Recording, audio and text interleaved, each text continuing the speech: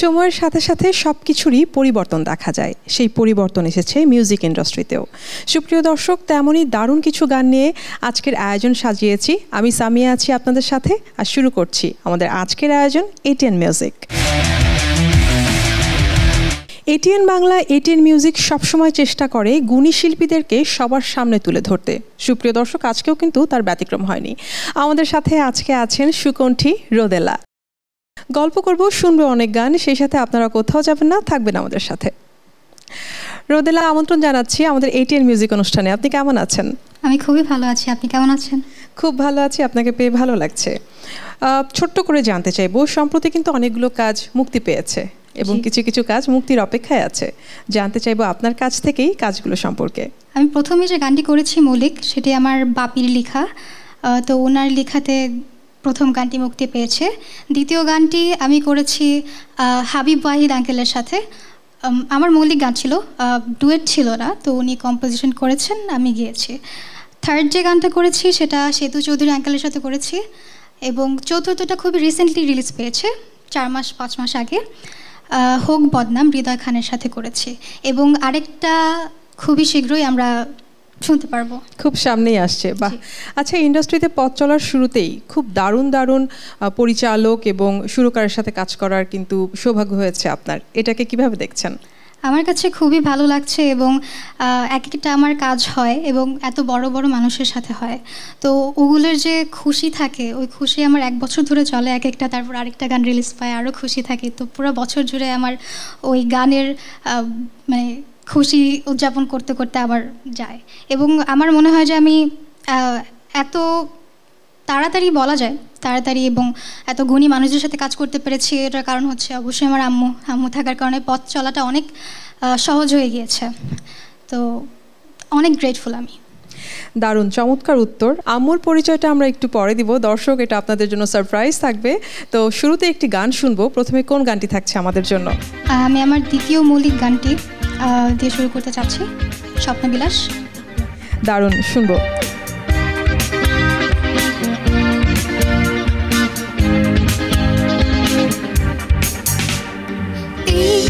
শহরে বিপ্রহরে রাত্রি নিঝুম নীল আলো ছায়ায় কিসের মায়ায় আমি জেগে নির্ঘুম। এই অনুক্ষণে কি আনমনে স্বপ্ন বিলাস, কে হৃদয় গভীর ডাকে নিবিড় খুলে আকাশ। আজ অচেনা এমন শোনে না বারো, খুব অগোছালো তোমার চোখে আমি দেখেছি আজ নীরব আলো। মন পুড়ে যায়, রাত পুড়ে যায়, ঘুম হারালো তোমার চোখে আমি দেখেছি আজ নীরব আলো। মন পুড়ে যায়, রাত পুড়ে যায়, ঘুম হারালো।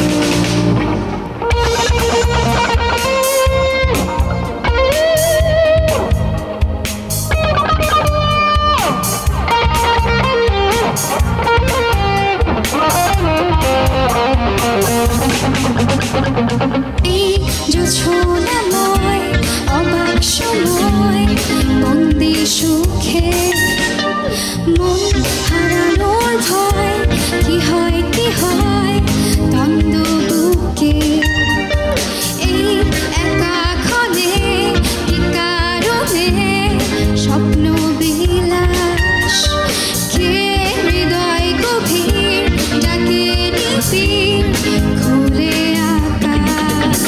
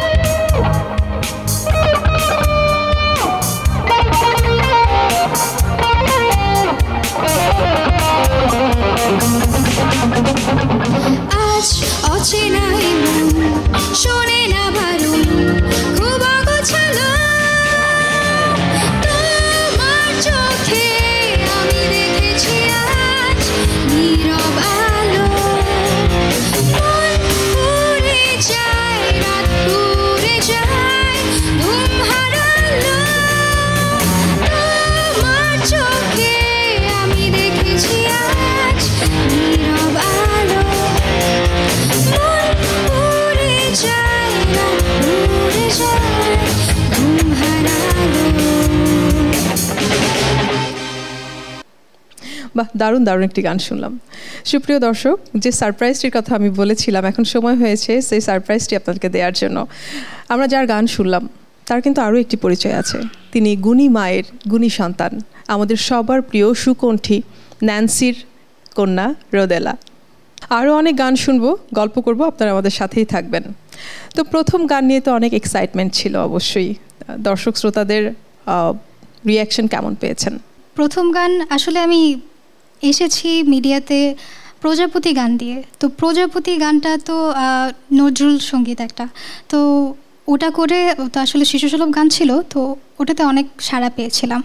তারপরে আরও তখন আমার বয়সও আরও অনেক কম ছিল, যখন 11 বছর ছিল তখন আমি আমার প্রথম গানটা গেয়েছি। তারপরে তো প্রথম গান মৌলিক, যেটা তো গাইলাম আমার বাপির করা, তো ওটা করার পরেও আমি অনেক সাড়া পেয়েছি।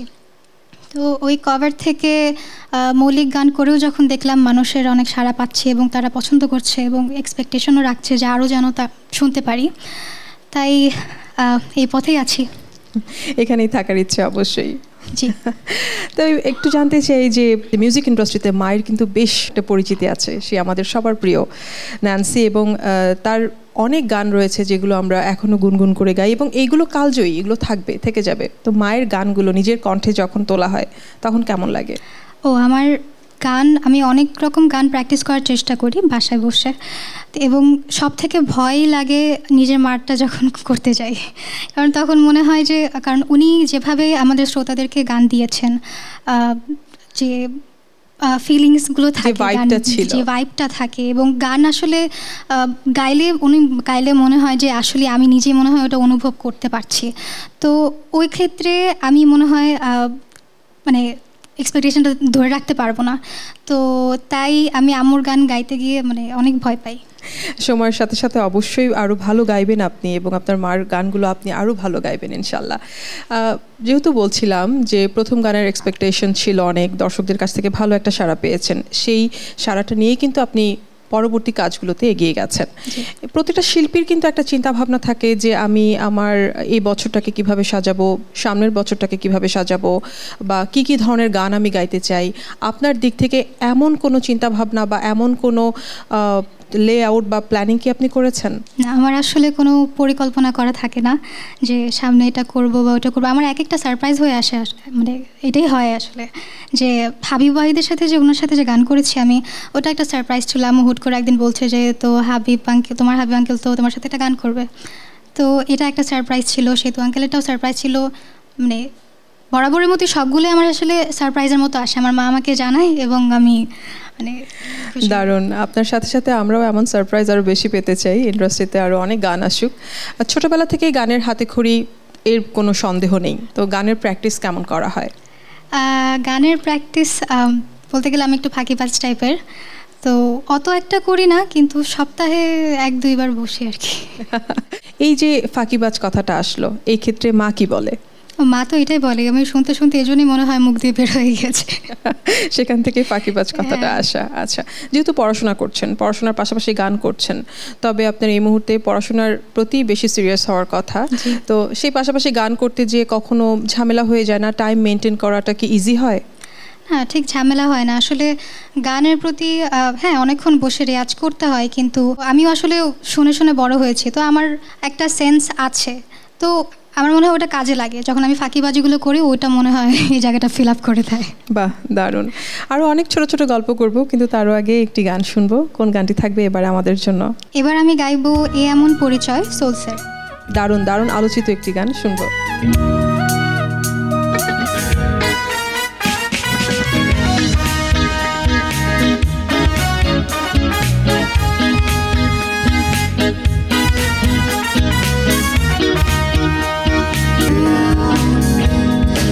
শুভ সূচনা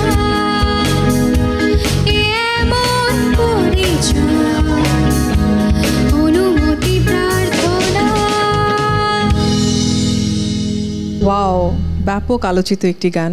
এই গানগুলো যখন আমরা শুনি নস্টালজিক হয়ে যাই, কারণ এর সাথে আমাদের শৈশব, আমাদের কৈশোরের অনেকটা সময় পার হয়েছে এই গানগুলোর সাথে। তো আপনার ক্ষেত্রে এই পুরনো গানগুলো, 2000-এর গান, 70-এর 80-র দশকের গান যখন আপনি শোনেন, 90-এর দশকের গানগুলো যখন শোনেন, আপনার কাছে কেমন লাগে বা আপনার প্র্যাকটিস করতে ইচ্ছে করে কিনা?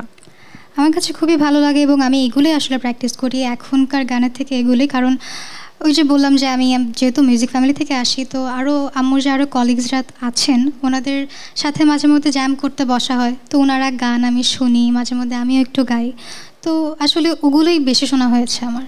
যেহেতু গান করা হয়, গান করার সুবাদে এখন কিন্তু সোশ্যাল মিডিয়াতে সব শিল্পীরাই কম বেশি অ্যাক্টিভ থাকে, তো আপনি কতটুকু অ্যাক্টিভ?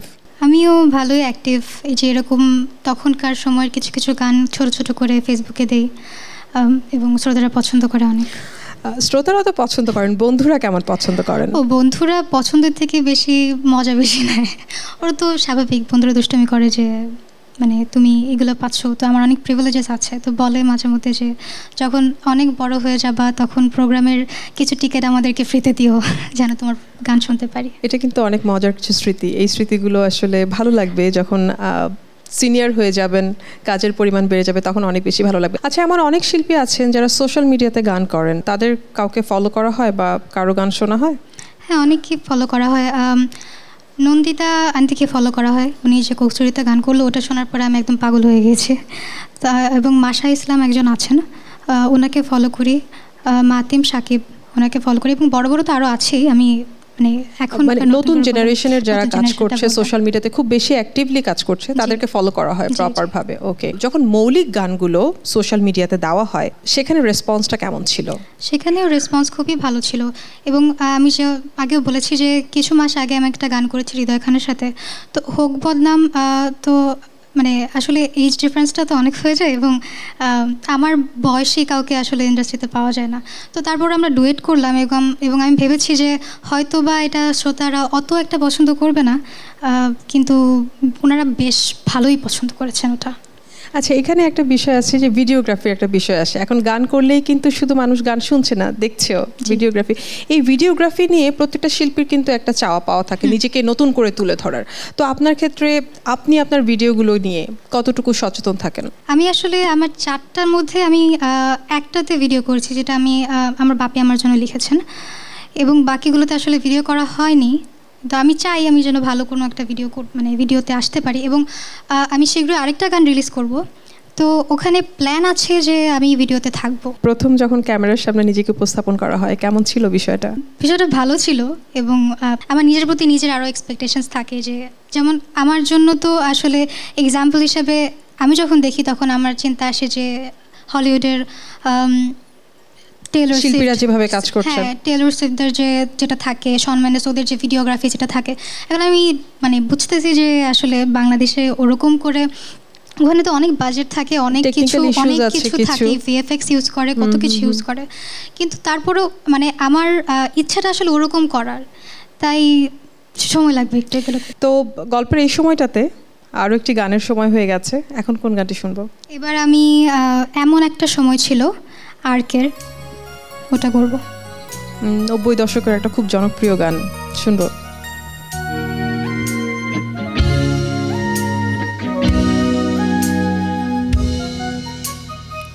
এমন একটা সময় ছিল মায়াবী রাত নিঝুম ছিল, তখন আকাশে ছিল তারা, চাঁদের আলোর ফোয়ারা, তোমার হাতে হাত ছিল, হৃদয় গুঞ্জন চলছিল, নীরবে মন নিয়েছিলে, কেন তা ফিরিয়ে দিলে? চাঁদ আছে আকাশে, নীরবতা বাতাসে, সবকিছু আগের মতো, শুধু তুমি নেই আমার সাথে। তোমার আমার পথ চলে গেছে দূরে, কোথাও সীমাহীন অজানা।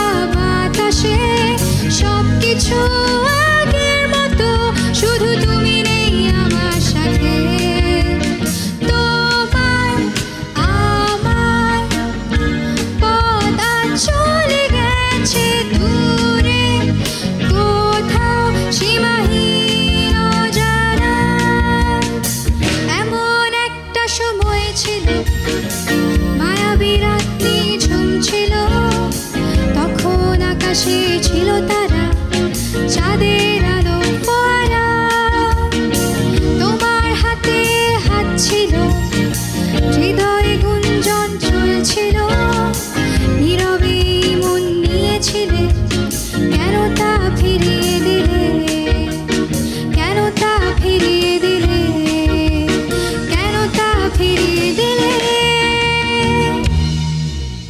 বাহ, মিষ্টি কণ্ঠে দারুণ একটি গান শুনলাম। বোঝা যায় যে ৮০ এবং ৯০ দশকের গানগুলো আপনাকে খুব বেশি টানে এবং আপনি শোনেন। আমরা কিন্তু আজকের আয়োজনের শুরুতে দেখছিলাম আপনি গিটার বাজাচ্ছিলেন, গিটার বাজিয়ে বাজিয়ে একটু গান করছিলেন। এছাড়া আর কোন কোন ইনস্ট্রুমেন্টের উপর আপনার ইচ্ছা আছে সেটা আপনি বাজাবেন? গিটার ছাড়া আমি পিয়ানো হালকা পাতলা একটু টুকটাক বাজাচ্ছি, আর গিটারটাকে আসলে মাস্টার করার ইচ্ছা। এই যে ইনস্ট্রুমেন্ট দিয়ে গান গাওয়া একটা কিন্তু কুল একটা বিষয়, তো এটা বন্ধুরা কেমন পছন্দ করে? হ্যাঁ, এটা তারাও অনেক পছন্দ করে এবং মাঝে মধ্যে বলে যে পারলে আমাদেরকেও একটু শিখিয়ে দিস। প্রতিটা শিল্পীর তো গান নিয়ে পরিকল্পনা থাকে, তো আপনার তো মাত্র যাত্রা শুরু, তবুও জানতে চাই আপনার পরিকল্পনা কি আছে? আমার পরিকল্পনা হচ্ছে গান তো আমি যেমন করছি আরও প্র্যাকটিস করব এবং প্র্যাকটিসের আসলে শেষ নাই। আর হচ্ছে স্টেজ পারফরমেন্সের একটা ব্যাপার আছে যেটা কিনা আমার এখনও একটু নার্ভাসনেসটা আছে নিজের মধ্যে, এখনও কাটিয়ে আসতে পারিনি। তো ওটার উপর একটু কাজ করব যেন স্টেজ একটা অ্যাপিয়ারেন্স থাকে, মানুষ যেন বোর্ড ফিল না হয় আমার গানের দ্বারা। তো ওটার উপরে কাজ করবো আর কি। দারুণ। গল্প গানে যেহেতু আমাদের সময় শেষ, তবে শেষ করার আগে আপনার যারা ফ্যান ফলোয়ার্স আছেন, যারা প্রতিনিয়ত আপনাকে ফলো করেন, তাদেরকে কি বলবেন? যেন তারা আরও আমাকে সাপোর্ট করে যায়, কারণ ওনাদের সাপোর্টের কারণেই তো আমার আসলে গান গাওয়াটা। অনেক ধন্যবাদ এত চমৎকার কিছু সময় আমাদেরকে দেওয়ার জন্য। আমাদের আয়োজন প্রায় শেষের দিকে, তবে আপনার গান শুনেই শেষ করব আমাদের আয়োজন।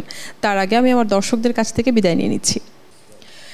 সুপ্রিয় দর্শক, চমৎকার গল্প করতে করতে কখন যে সময় শেষ হয়ে গেছে বুঝতেই পারিনি। যেতে হবে, তবে যাওয়ার আগে কথা দিয়ে যাচ্ছি আগামী পর্বে আবারও আসবো। বিদায় নেওয়ার আগে আমার এই স্টেজে আমার সহকর্মী যারা ছিলেন, সময় হয়ে গেছে তাদেরকে একবার পরিচয় করিয়ে দেবার।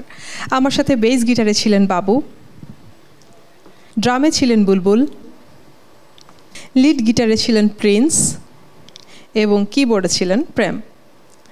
আপনাদেরকে অসংখ্য ধন্যবাদ আমাদের সাথে থাকার জন্য। আগামীতে আবারও দেখা হবে আপনার সাথে আমাদের। গল্প করতে করতে সময় যেহেতু শেষ হয়ে গেছে, আমি সামিয়া বিদায় নিয়ে নিচ্ছি এখানেই। তবে সবাই বাংলা গানের সঙ্গে থাকুন, এটিএন বাংলার সঙ্গে থাকুন, এটিএন মিউজিকের সঙ্গে থাকুন। আবারও দেখা হবে অন্য পর্বে। শেষ মুহূর্তে কোন গানটি শুনবো? আমি প্রোগ্রামটি শেষ করতে চাচ্ছি আমার আম্মুর একটি গান গেয়ে, দুষ্ট ছেলে। দারুণ, শুনবো।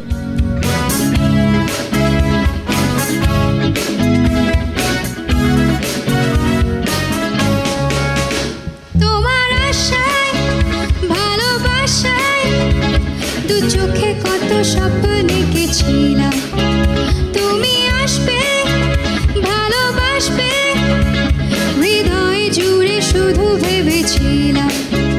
তোমার আশায় ভালোবাসায় দু চোখে কত স্বপ্ন এঁকেছিলাম, তুমি আসবে ভালোবাসবে, হৃদয় জুড়ে শুধু ভেবেছিলাম।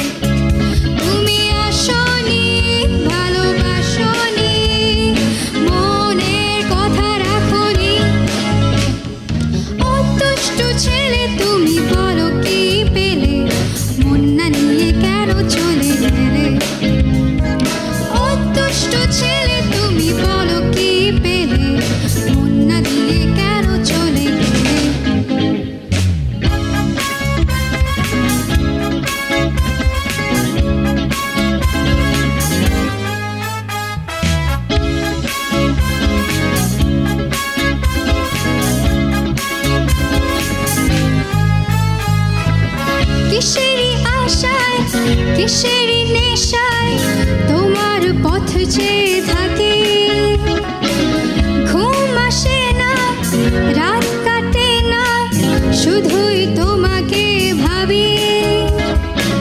কিসেরই আশায় কিসেরই নেশায় তোমার পথ চেয়ে থাকি, ঘুম আসে না, রাত কাটে না, শুধুই তোমাকে ভাবি। তুমি আসনি ভালোবাসনি, মনের কথা রাখনি, অতুষ্ট ছেলে তুমি বলো কি পেলে, মন না দিয়ে কেন চলে গেলে।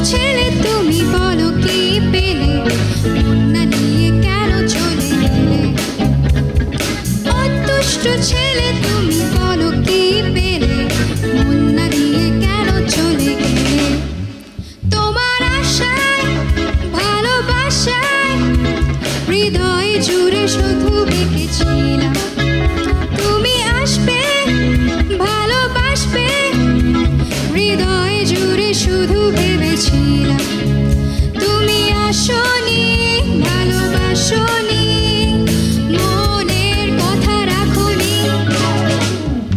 অতুষ্ট ছেলে তুমি বলো কি পেলে মন নিয়ে কেন চলে গেলে অতুষ্ট ছেলে তুমি বলো কি পেলে মন দিয়ে কেন চলে গেলে অতুষ্ট ছেলে